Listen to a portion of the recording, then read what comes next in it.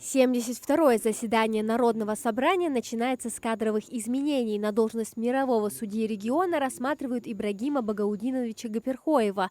Он выпускник Института экономики и правоведения города Назрани. Получил диплом юриста в 2011 году. Свой профессиональный путь Ибрагим Гаперхоев начал в 2013 году в Верховном суде Ингушетии, где прошел путь от секретаря судебного заседания до помощника судьи. Опыт работы в этой системе у кандидата значительный. Ранее он уже занимал должность мирового судьи на участке номер 13, будучи назначенным постановлением Народного собрания в 2022 году.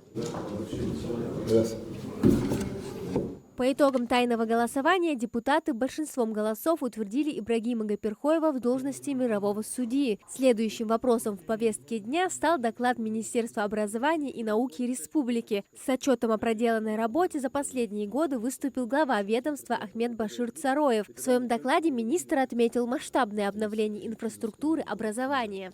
Так, с 19 по 25 годы в рамках национального проекта «Образование, демография» и также национального проекта «Молодежь и дети» в республике построено 48 школ на 25 тысяч мест и создано более 4 тысяч рабочих мест. Кроме того, открыто 50 детских садов, более чем на 10 тысяч посадочных мест и создание свыше 4 тысяч рабочих мест. В рамках программы модернизации школьной системы образования также отремонтировано 35 школ.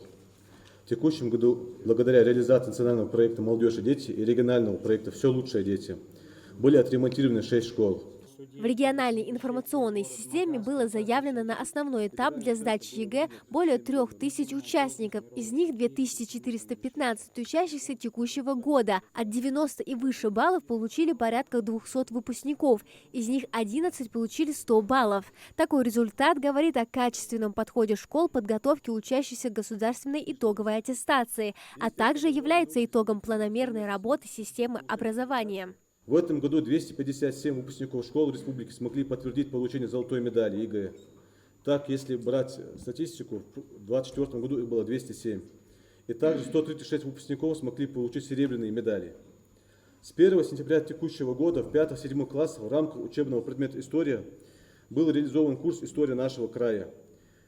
В целях развития и сохранения ингушского языка в Республике Ингушетия ежегодно проходят декады ингушского языка и литературы, в рамках которых в образовательных организациях ведутся семинары, тематические классные часы, круглые столы, конкурсы, викторины, открытые уроки и книжные выставки.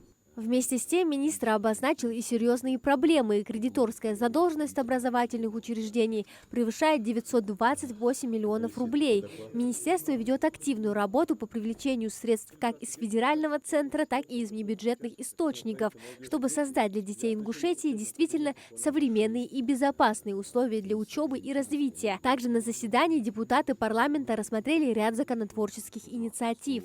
Амина Зязикова, Хасан Евлоев, Магаз 24.